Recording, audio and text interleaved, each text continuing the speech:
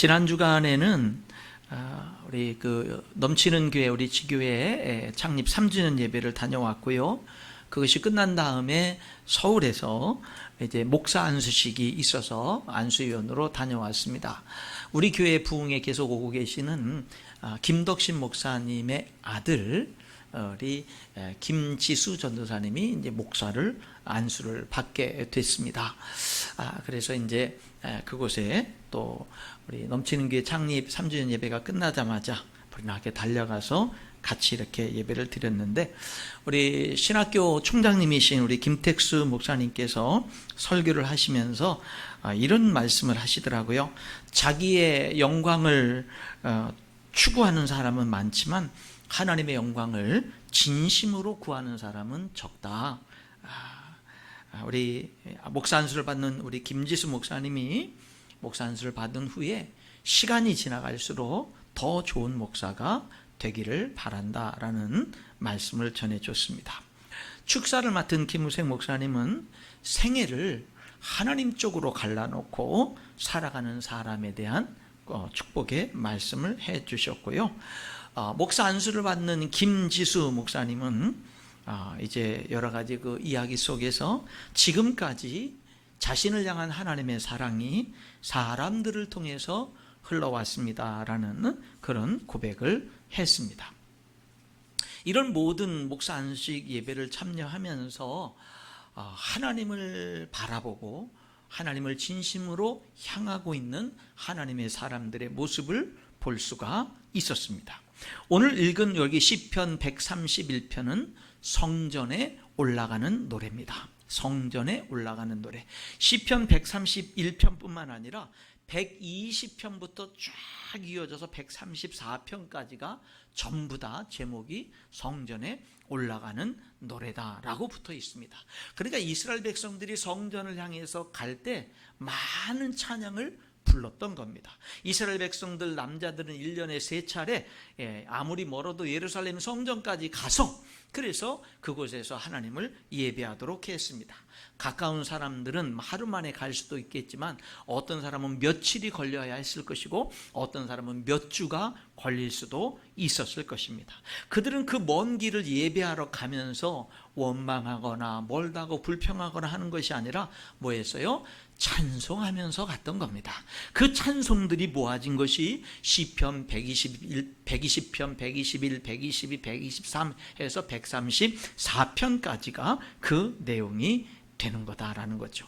그것을 볼 때 하나님의 성전에 도착해서 그 안에서 드려지는 예배만 예배가 아니라 그 성전을 향해서 가는 과정이 하나님을 바라보는 시간이었고 찬양하는 시간이었고 하나님을 예배하는 그런 시간이었던 것을 우리들이 알 수가 있는 거죠.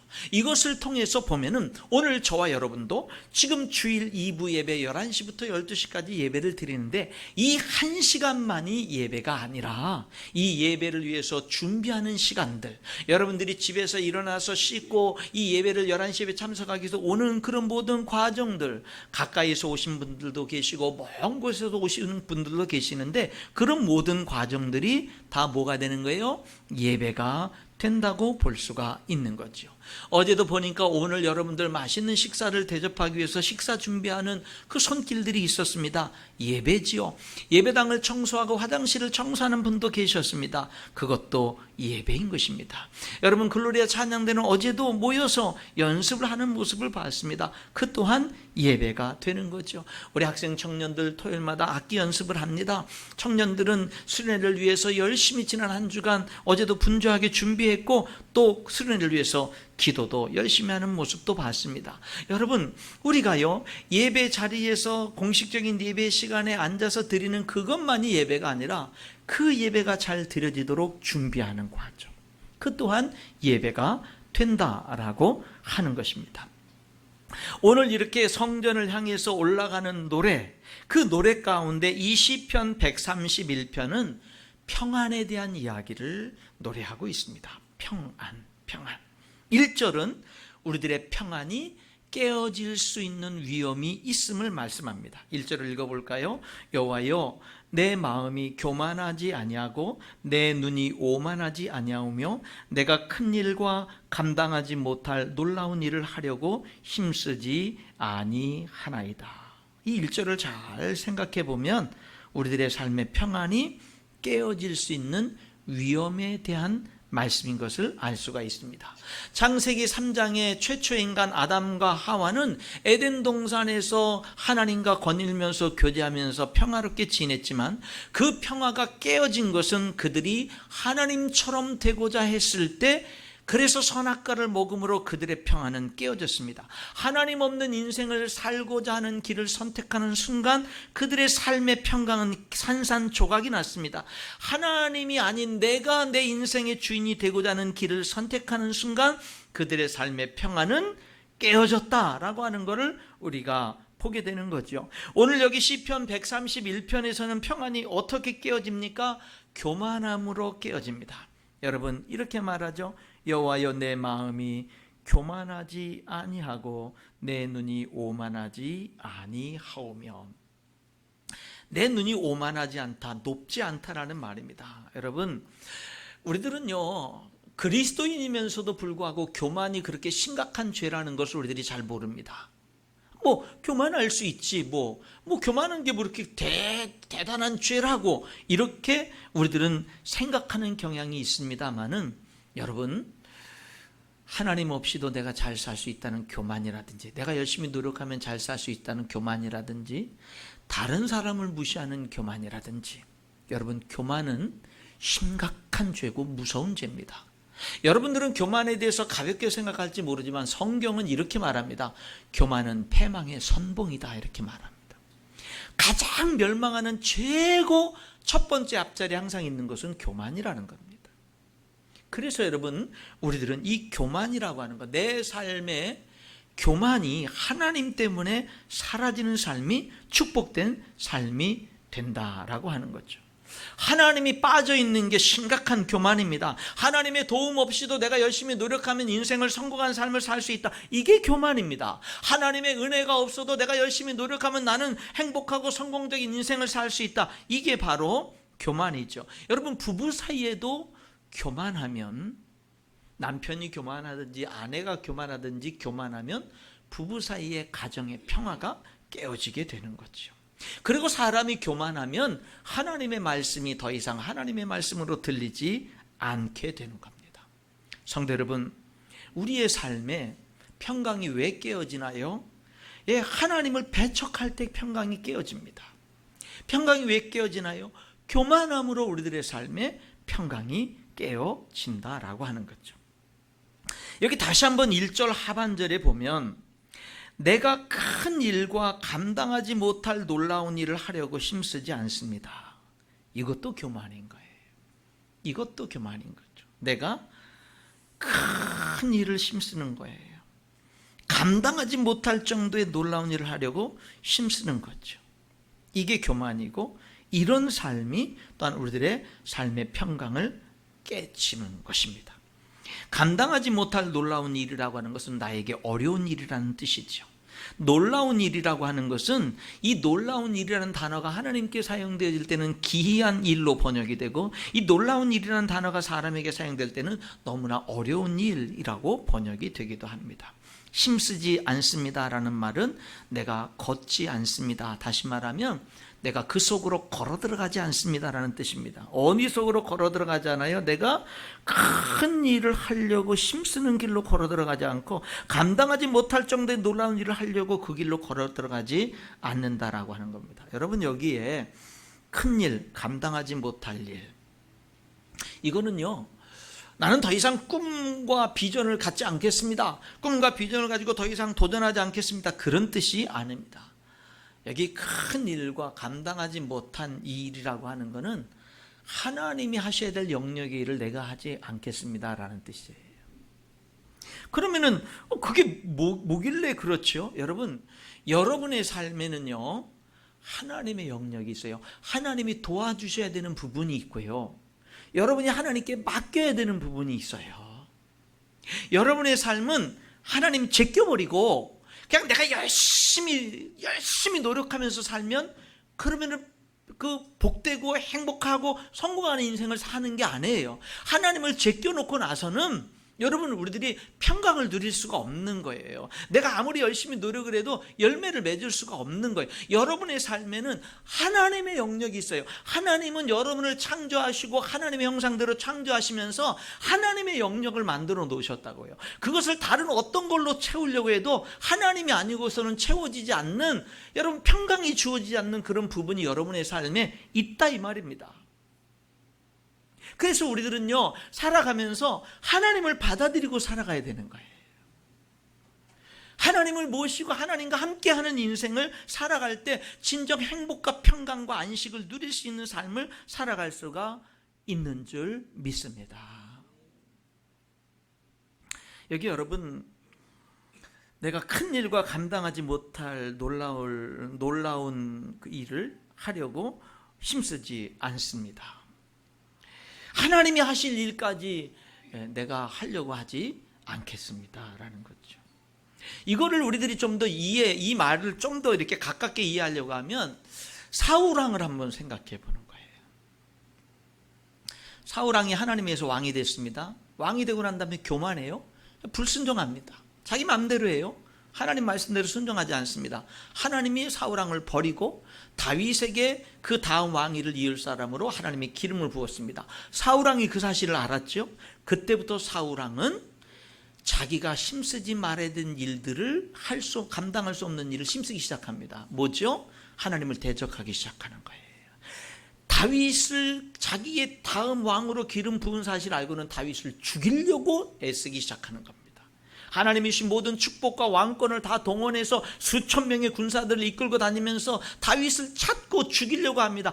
자기의 사랑하는 아들 요나단을 왕으로 세우기 위해서 이 사울왕은 그때부터 몸부림치는, 하나님을 대적하면서 몸부림치는 인생을 살아가는 겁니다. 10년이 넘도록 모든 나라 백성들에게 다윗을 보면은 신고하라고 하고, 어디에 신고가 들어오면은 군사를 이끌고 쫓아가고 하면서 다윗을 죽이려고 했지만 못 죽였어요. 왜? 하나님을 대적할 수 없었어요. 못 죽였습니다. 오히려 전쟁터에서 본인과 그 사랑하는 아들 요나단이 함께 죽임을 당하고 말았죠.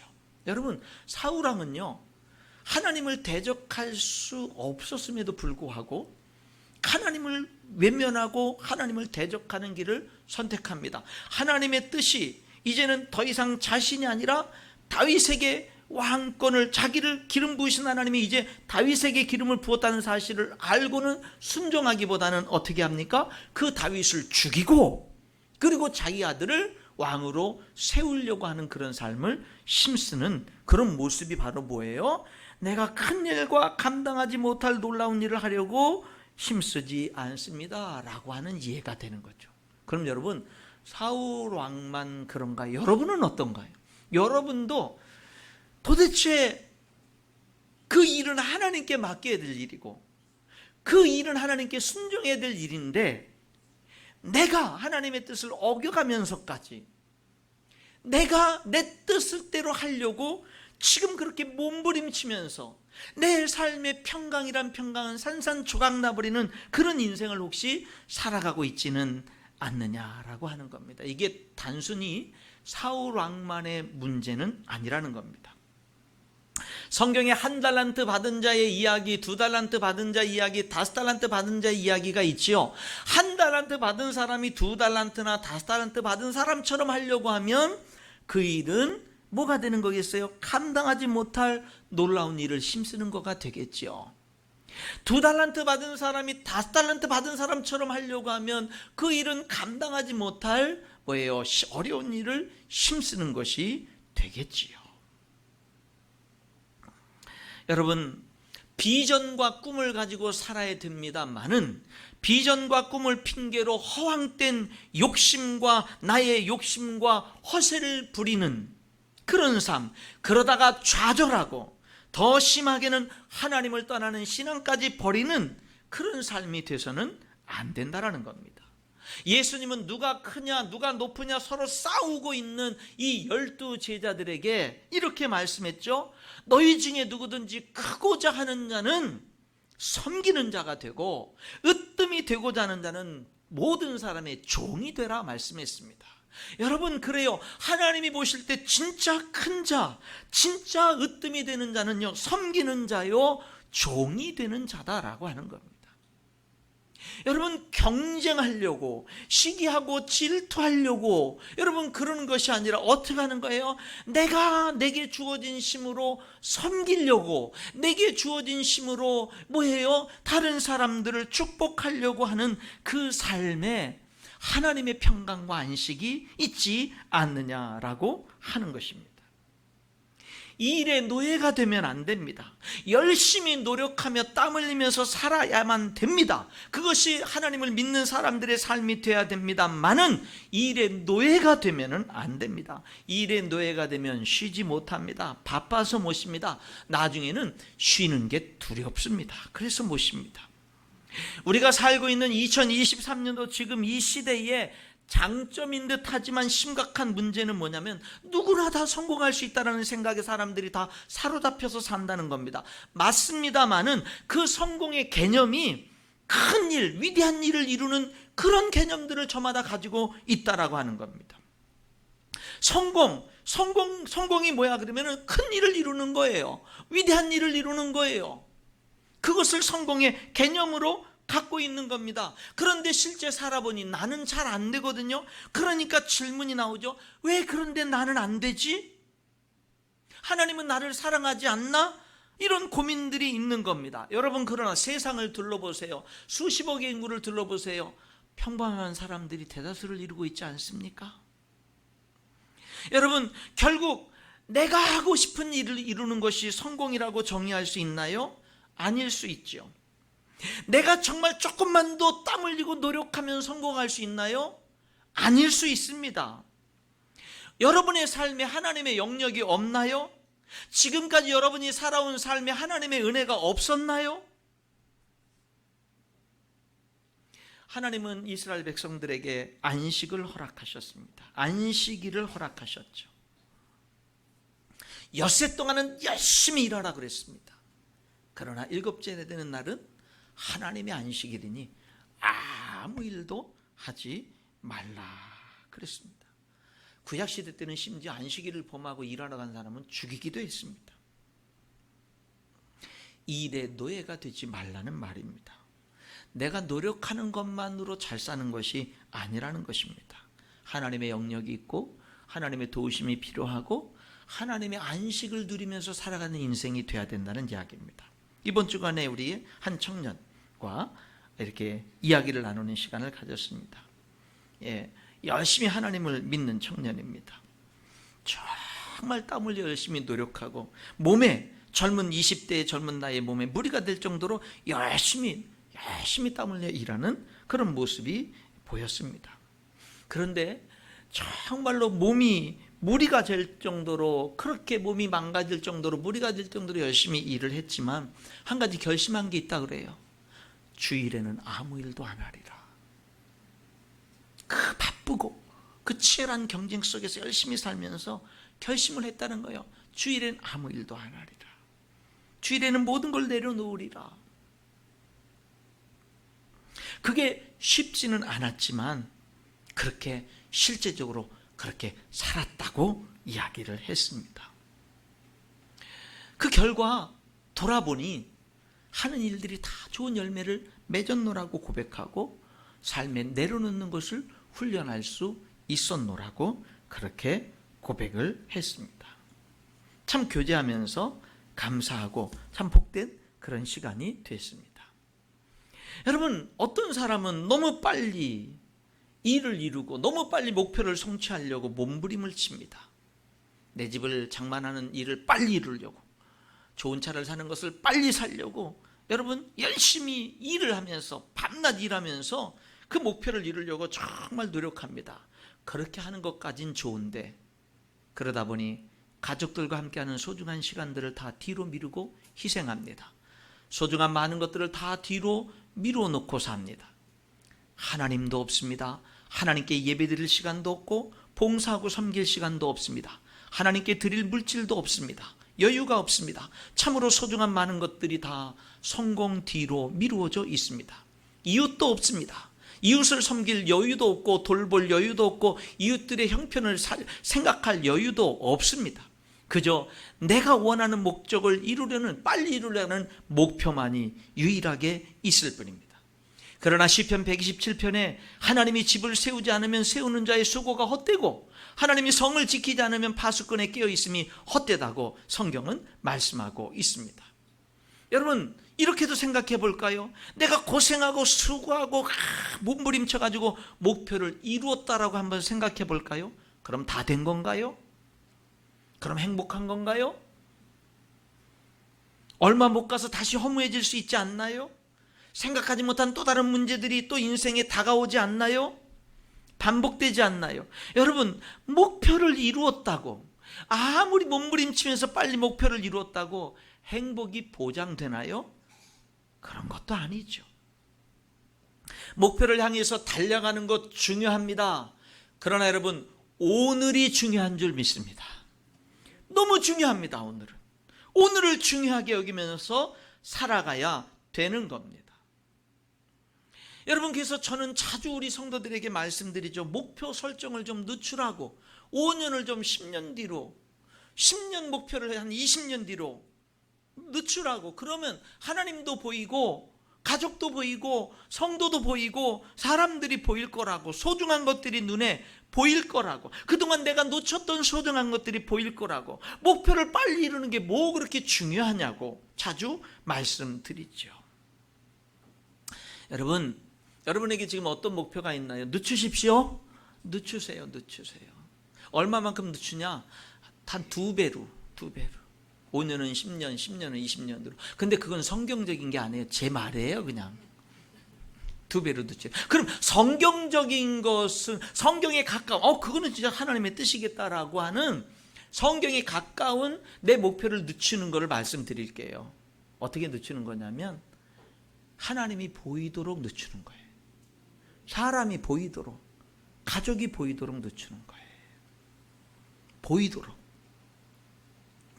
여러분, 어저께 이제 제가 집에 들어갔는데, 저녁 때 들어갔는데 많이 피곤하더라고요. 많이 피곤해서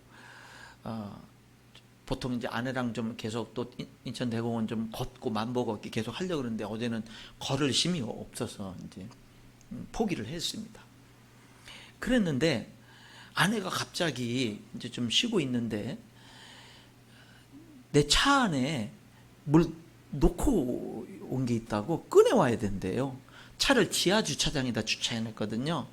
그래서 그럼 차 키 있으니까 갖고 와 그랬더니 자긴 지하 주차장이 무섭대요. 그래서 못 내려가겠대요.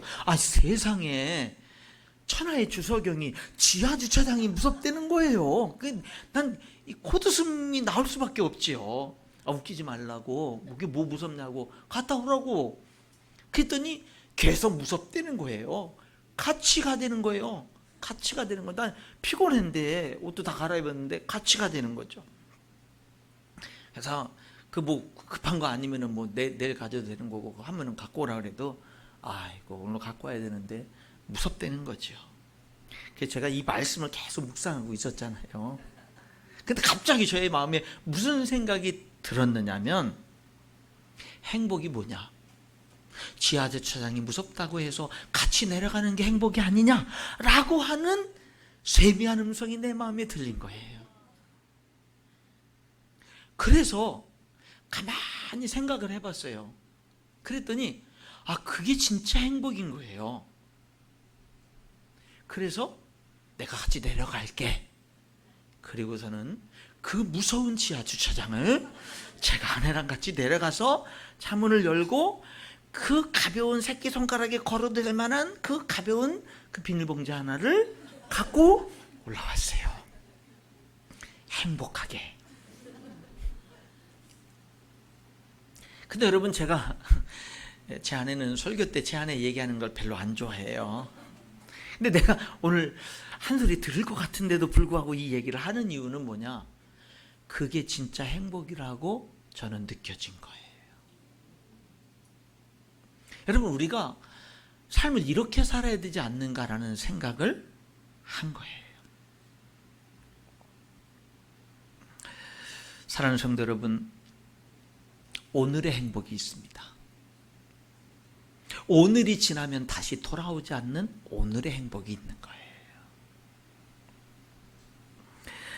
여기 오늘 1절이 우리의 평강, 우리의 안식을 깨뜨릴 위험성에 대한 말씀이라면 2절과 3절은 우리의 삶의 평강을 누리는 삶에 대해서 말씀해요. 2절, 실로 내가 내 영혼으로 고요하고 평온하게 하기를 젖된 아이가 그의 어머니 품에 있음 같게 하였나니 내 영혼이 젖된 아이와 같도다. 이스라엘아, 지금부터 영원까지 여호와를 바랄지어다. 의지하여라. 여러분, 저는 설교 처음 시작할 때 우리 한 젊은 목사님이 목사 안수 받는 그런 말씀을 드렸습니다.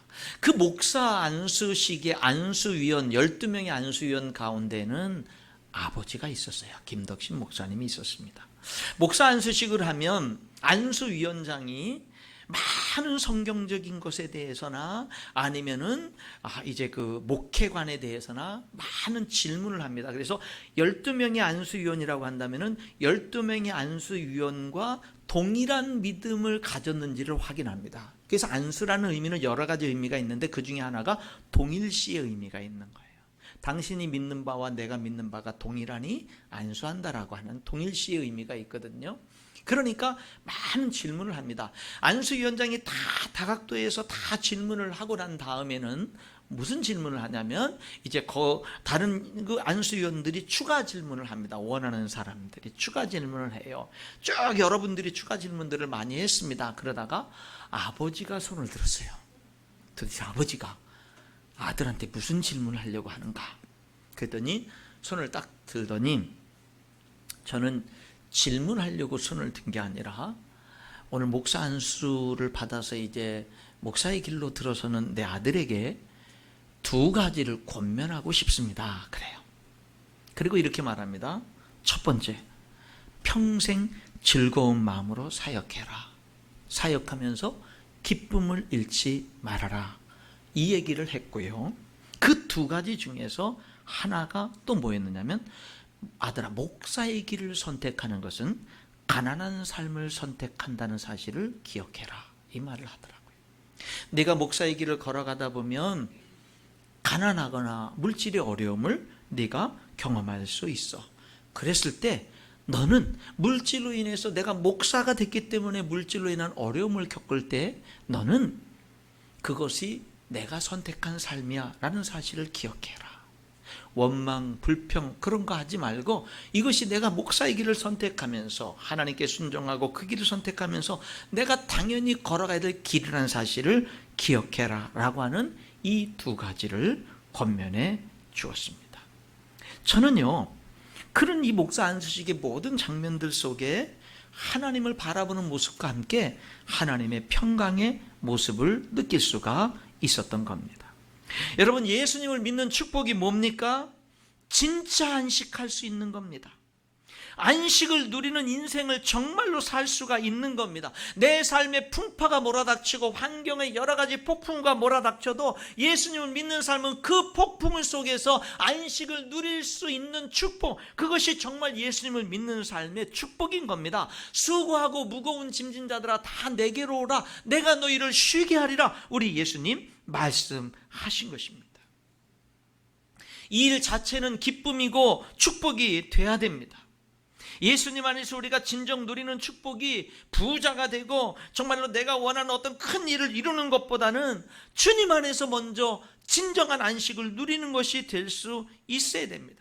내 노력으로 내가 힘쓰고 애쓰는 것만으로 성공할 수 있다라는 이 교만을 우리가 내려놔야 됩니다. 하나님의 영역이 있음을, 하나님의 은혜와 도움이 필요함을 우리가 인정해야 됩니다. 하나님을 의지하고 살 수 있는 게 복이에요. 하나님 품 안에 안길 수 있는 게 복입니다. 지금부터 영원까지 여호와를 바랄지어다. 여러분, 여기 2절을 다시 한번 보세요. 내가 내 영혼으로 고요하고 평온하게 하기를 젖된 아이가 그의 어머니 품에 있음 같게 하였나니. 여기 보면 젖된 아이가 어머니 품에 있는 것, 젖된 아이가 어머니 품에 있는 거 안식이죠. 세상 뭐 하나 근심 걱정할 게 없죠. 젖된 아이니까.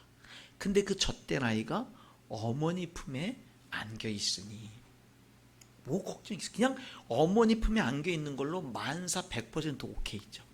근데 여러분, 이 2절 끝에 뭐라 그랬어요? 내 영혼이 젖된 아이 같도다. 여러분이 젖된 아이가 어머니 품에 안겨 있는 사람 같다라는 이야기입니다. 여러분인 거예요. 여러분이 젖된 아이가 어머니 품에 안겨 있는 것과 같을 때 안식을 누릴 수 있는 거예요. 옛날 20대 초반에 서울에서 인천에 내려오는 전철을 타고 오는데 엄마랑 유치원 정도 되는 대여섯 살 되는 아이가 전철에서 이야기를 나누다가 아이가 열을 많이 받았는지 엄마한테 큰 소리로 소리 외치는 걸 주변 사람들이 다 들었습니다. 뭐라고 했냐면 엄마 전철 안에다 두고 내릴 거야 그러더라고요. 속으로 저 미친놈 아니야 그랬어요. 엄마를, 한 대여섯 살 되는 애가 엄마를 화난다고 전철에 두고 내리면 그때부터 자기 인생 어떻게 되는 건데, 완전히 그냥 폭풍에 휘말리는 건데, 근데 내리는 거죠. 여러분, 하나님께 그러지 마세요. 하나님 전철에 두고 내릴 거야 그러지 마세요. 여러분, 여기 젖된 아이입니다. 젖을 떼지 못한 아이가 아니에요. 젖을 뗀 아이예요. 젖을 뗀 아이니까 더 이상 엄마 젖이 필요하지 않아요. 엄마 젖 없어도 다른 거 먹고 살 수 있는 아이예요. 그렇다고 이제 막 젖을 뗀 아이인데, 아직 어린 아이인데 엄마 젖 뗐다고 이제 엄마는 엄마 인생 사세요? 난 이제 내가 내 인생 알아서 살게요. 그렇게 살 수 없죠. 근데 우리 그리스도인들은요, 신기하게 구원받은 다음에 하나님 이제 내 인생 내가 알아서 잘 살게요. 여러분, 오늘 성경이 뭐라 그러죠? 네가 바로 젖된 아이와 같아. 젖된 아이는 비록 젖을 뗐어도 엄마 품에 안겨 있을 때 안식을 누리잖아. 너가 젖된 아이와 같아도 너는 결코 하나님을 외면하고 하나님을 떠나서 네 맘대로 네가 열심히 노력한다고 네 인생이 행복하고 안식을 누리는 삶을 사는 게 아니야. 너는 젖을 뗐지만 내가 뭔가 이제는 스스로 뭔가 할 것 같은 느낌이 들지만 너는 여전히 엄마의 품이 필요한 거야. 네가 엄마의 품에 안길 때 내가 진정으로 안식을 누리는 삶을 살 수 있는 거야 라고 말씀하고 있는 거예요.